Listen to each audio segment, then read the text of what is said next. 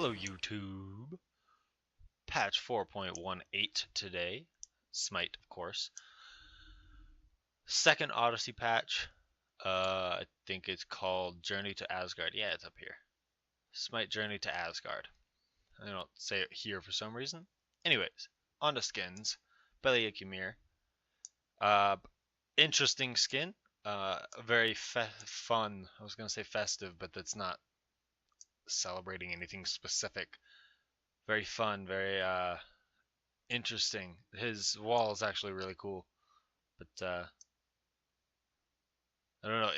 The picture kind of speaks for itself. Cool looking. I'll probably get it if I can. As for voice pack, I look like big ice cream, but I'm actually big softy. all right, Fenrir. This is one of the more like lore intensive skins that I've seen. It is Fenrir imagined as a Japanese spirit, Japanese dog spirit. Kind of cool. His voice pack's pretty cool. This thing on his back here floats in game, and it looks really awkward. But it's a change of pace for other than most Fenrir skins, so I like it. It's pretty cool. Your attempts to subdue me will have considerable repercussions. Daji skin again. This one is also a tier 2. She has 2 tier 2 skins now, and no others other than her masteries, of course. Pretty similar to the other skin in terms of actual Daji. I feel like at least her base skin, not the Foxy Daji skin. That one's definitely different. But the peacock tails are actually what make this one pretty cool. You can't see them as well in the card art here, but they look pretty dang cool in game. Does not have a voice pack because it's tier 2. Nike skin. As a proud Norwegian, I love Norse skins, so I think I'm going to love this skin. However, they did not show it off in the VOD at all, so I have no idea what it looks like in game. Card art's pretty cool though. Looking forward to seeing it in game, but don't get to. And there's no voice pack, so a direct purchase, so probably just a tier 2. Odyssey putting some stuff up. The 2 skins there, global emote, bonus item, which is free as long as you get your quests done.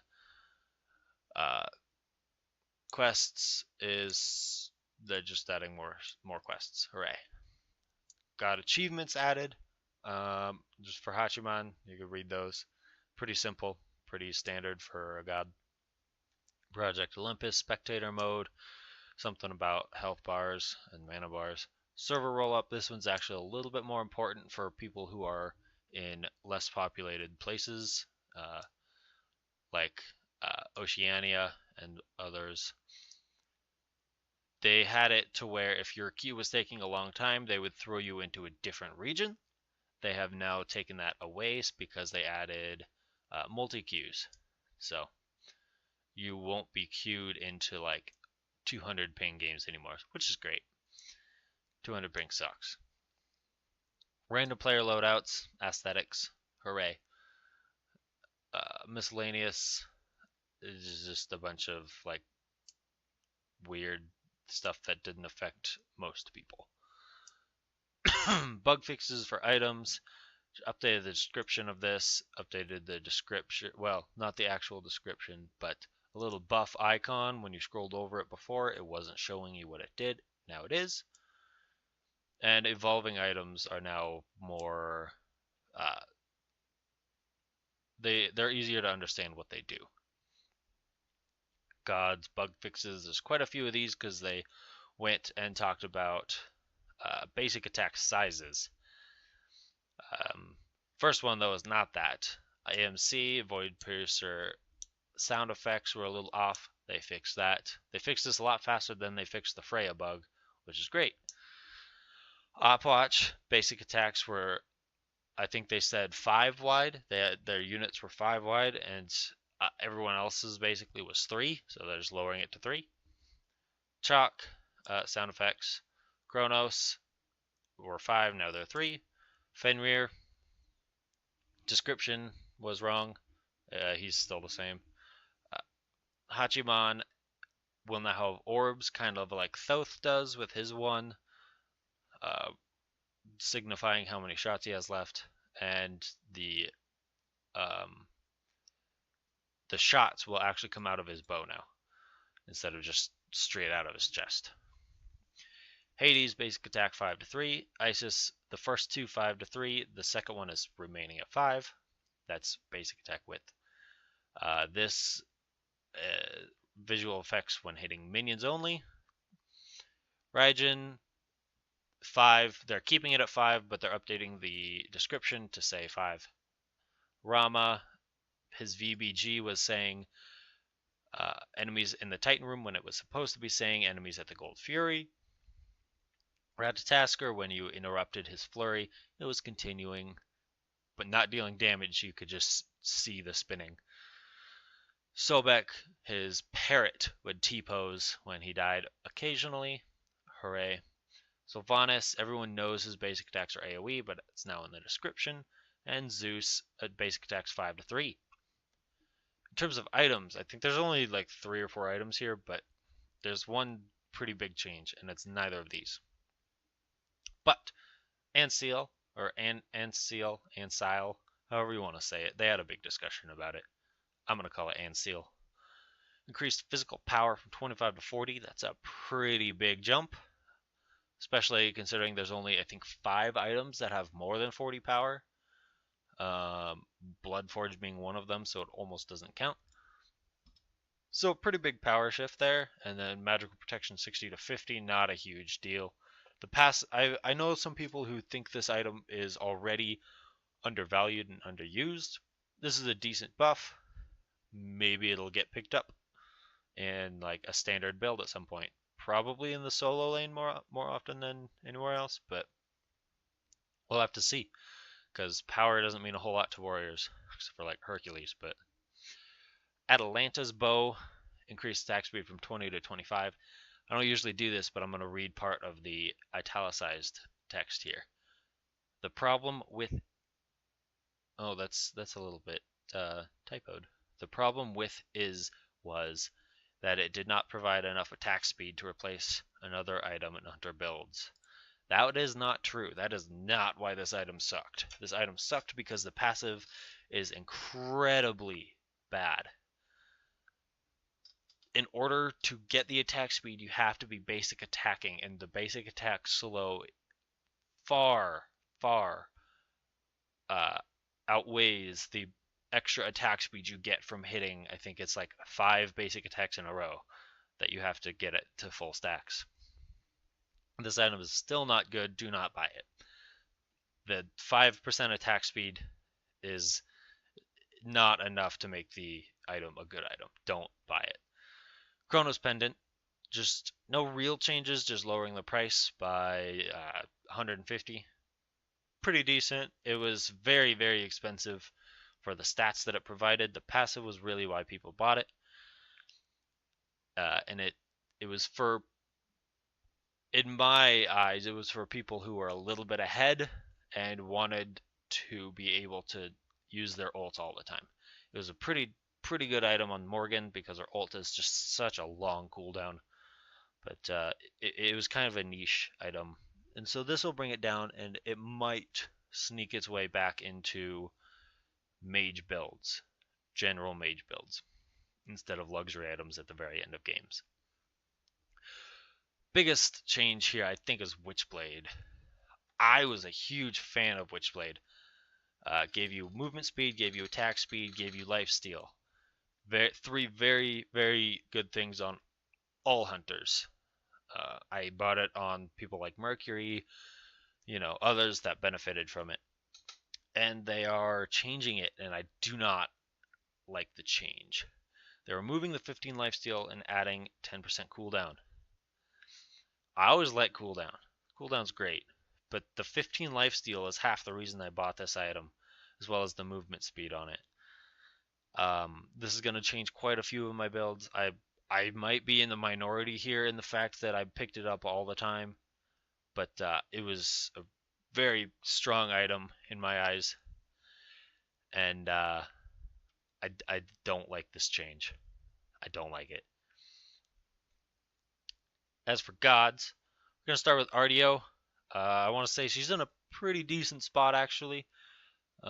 She's kind of difficult to deal with, but if you catch her dash right now, she's pretty screwed.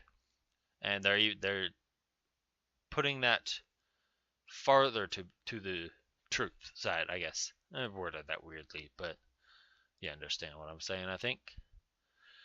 The passive was one thing that I talked about in her release video, and nobody's really talked about since.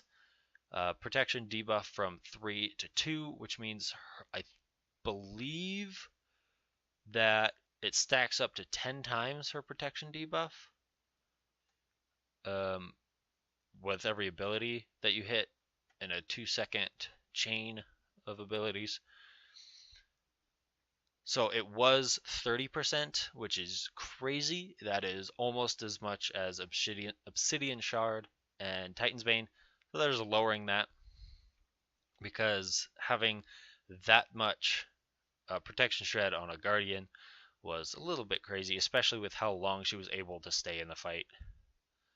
So there's lowering that to 20, which is still quite a bit, but not a crazy number like it was before. Life tap, also her heavy charge in bear form, which is her dash, which is her only escape, from 15 seconds to 17 seconds, which is 17 seconds is a very long cooldown. That's akin to like Athena taunt. So, I don't think she needed this. I think it's going to put her into an incredibly difficult position. If you're playing her, you have to be really careful with your dash. You can't get stunned out of it at all. Otherwise, you're kind of just dead unless your team is a pretty good team. That's if you're trying to escape. If you're trying to attack, then it's whatever. You're not gonna. This cooldown won't affect you initiating with the dash, which it's not a great initiator tool anyways. So, Camazotz, Screech, decrease physical power buff from 20 to 40 to 10 to 30, just lowering it by 10 to all ranks. This won't do a whole lot in the late game. It'll do something for sure. 40 power to 30 power is definitely a decent decrease. What it will do is his early game, especially his ganks, with Vampire Bats having a pretty good scaling, which they didn't touch the scaling at all on it. They just touched the initial damage. With it having pretty good scaling, you probably gank when you've got this to rank 2 at least. If you're leveling it first. If you're not, just 20. But 20 power is still pretty decent early game when you're talking about high scaling abilities. So pretty big change. I don't think it'll affect his late game as much. His pressure will still be a pretty good pressure. His clear is fine. His sustain is fine. His initial burst damage between these two is going to be lowered by a bit. We'll see if this brings him all the way out of the meta. I don't think it will, just because of how his ult works.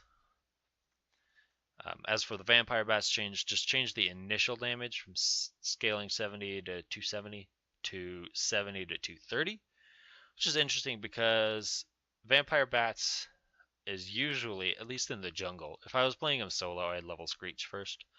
But if I was playing him jungle, I would level the 2 first, as it's your burst damage, and burst damage is very important for jungle, especially early, especially for a pressure god like Camazotz. So you'd level this early.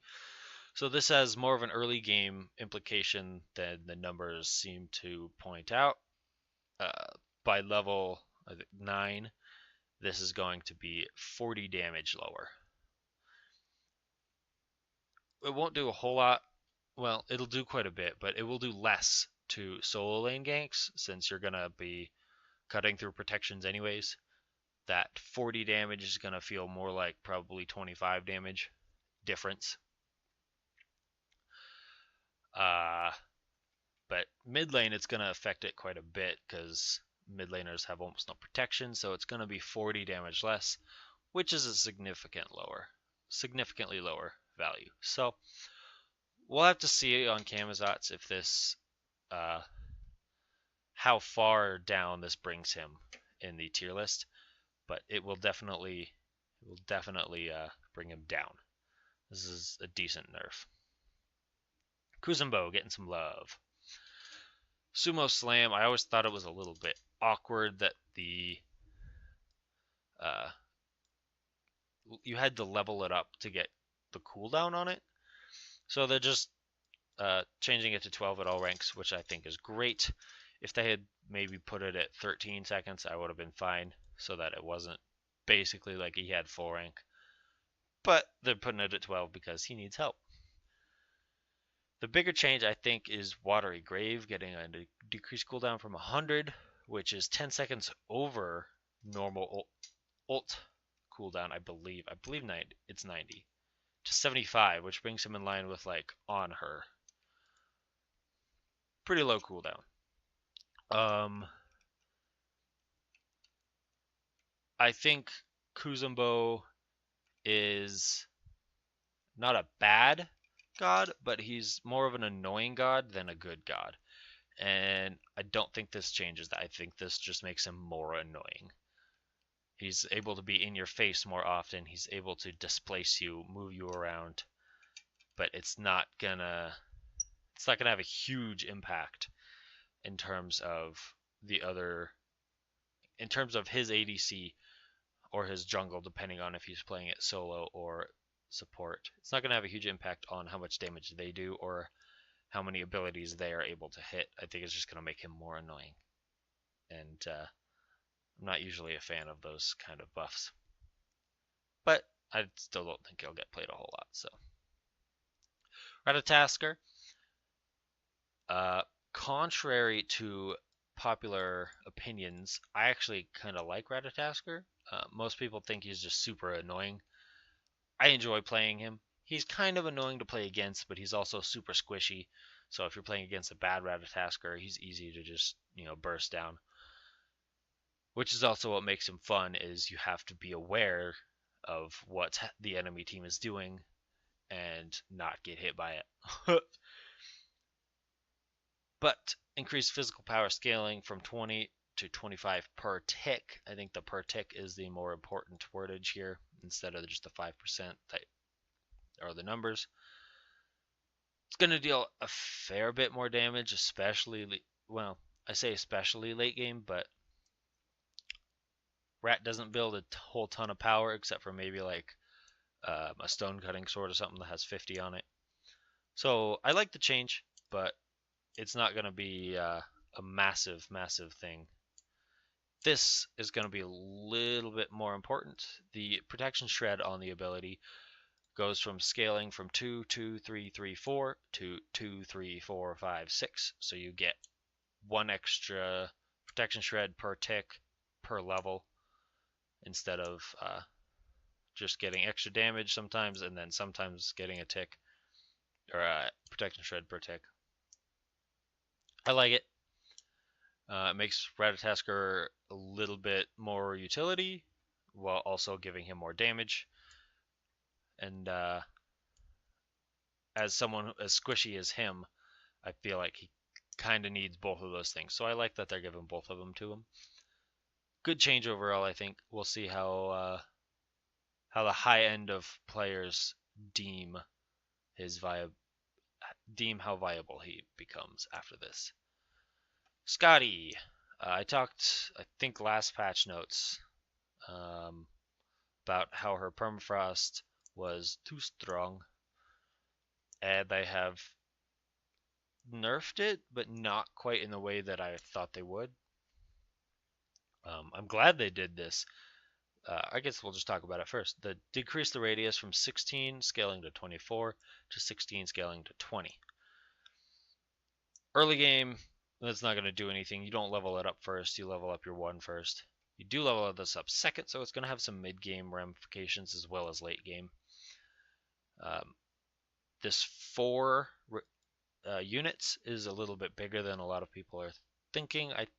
I feel like because it's radius, I had to read it twice to make sure it was radius. So it's going to be quite a bit smaller. Her rank 3 at the moment is now going to be her max rank. So I think this is a good change. It won't cover the entire lane now. It'll just cover like the little pathways in the jungle. 20 is plenty to cover up one of those, but it won't cover up like an entire Gold Fury area. It won't cover up an entire entrance to the Fire Giant. Great change. Calder's dash damage. I always thought it was a little bit weird that he even had a dash instead of just walking up to you and basic attacking you. The description actually is a little bit odd, and it doesn't necessarily make it super clear that he has a dash. I mean, it does. It says he has a dash, but it's kind of muddled in there with the rest of the words. So they're just lowering the damage scaling on it. Um, it starts at 100. It now starts at 70. It finishes at 150. It now finishes at 130. Just again, I think it's weird that he has a dash. I think that all of his basic attacks should kind of just do the same amount of damage. But whatever on what I think of that. He doesn't. So I think it's a good change. I think both of them are good changes for Scotty. I don't think it'll like affect her clear at all, which is a huge part of her success in the early game because of her having Calder as a second person to attack, and then also her 3 dealing a pretty good burst damage in the first tick, and that her damage on it didn't get decreased. So good changes. I think the biggest change of this patch is right here. Monolith now no longer roots when you smash it, which was a huge part of her kit. You used her 1 and 3 together because it was a root, and you used her 2 by itself. I don't like this change. I enjoy playing Terra, so that I'm slightly biased there. I don't like this change. If you're gonna take something away from her, take some scaling away from her, take some damage away from her. Her healing's minimal anyways, you can't take that away from her. But I feel like the defining characteristic of Terra was how much CC she had. She was one of the only gods who had a team, like an area of effect that just took an entire team and CC'd them. Ares has it, but it's a little different. It's a lot easier to realize when it's coming. It's a lot easier to get out of. And Monolith was only 0.5 seconds. It wasn't like it rooted you in place and you were stuck there and you died from it. You were stopped, and it allowed people to catch up was the biggest part of it. So I don't like this change. I think it's going to hurt Terra a lot. Her ults is still fantastic. It's still one of the best Guardian ults in the game. I think they probably could have touched that, maybe take away the cooldown that she gives. I don't like this change. I've spoken enough about it. Thoth. Visual effects. Not sure why that's not in bugs, but visual effects. Also, visual effects. This, however, is an actual change. Decrease scaling from 120 to 100%, so it's going to deal less damage when it's fully charged. However, because of this change, charged up damage scaling from 25 to 100, it now begins at the 40. So if you mash your 4 button and just shoot it the instant that you can, it will deal 40% of the total damage that his ult does. Before, it would only deal 25. So that's a pretty big change. It was pretty rare to charge it up 100% of the way anyways. You usually wanted to start charging it, have someone CC your target, and then shoot it right as the CC was ending. So you usually got about 80% of the way done.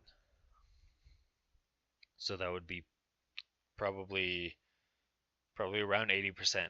Whereas now it's going to be more like I don't know, 88%. Just some quick mental fake math there. But it's going to deal less damage overall. So I think that's fine. I think his ult, especially late game when you charged it, his one shot potential was just a bit too high. This won't affect his uh, not clear, secure very much. It's still one of the best secures in the game. And then they updated his audio effects to better convey its hitbox. They also, I don't know if they say it in here, but in the VOD they said they made it louder, which is cool. I like knowing what's gonna come my way. I also don't care if they know because I'm gonna hit it anyway. Last God changed tier. Decreased the mana cost from Fearless. Hooray, he used quite a bit of mana anyways. I mean, he got blue buff almost all the time though because he was a decent pressure god. So this isn't a massive change. It's more of a change to maps that don't have blue buffs specifically for tier, such as Clash and Arena. The stance change is the bigger one. Decrease the cooldown from scaling from 14 to 10, from scaling to 12 to 10. And you don't rank this up. You maybe put 1 point into it, like at level probably 11 or something. You could throw one in there just to get a little bit of extra power. But you didn't really level it up. So it would stick at 14 seconds almost the entire game. Now, at 12 seconds, and you're going to be buying cooldown, so that's lower. It's more manageable. He can do more in a team fight before you would maybe blink in, fearless power cleave, and then you would just kind of sit there. You could dash through people, not deal a whole lot of damage. You could heal yourself up if you were taking damage. But you just sat there until your cooldowns came back up. So this is a good change. You're going to be able to swap and then swap back and do more in a team fight. Team fight's still going to have to be a fairly extended affair for you to get 2 full fearlesses off, but chase downs are a thing. So anyways, that's going to do it for this patch. Hope you enjoyed. Have a nice day.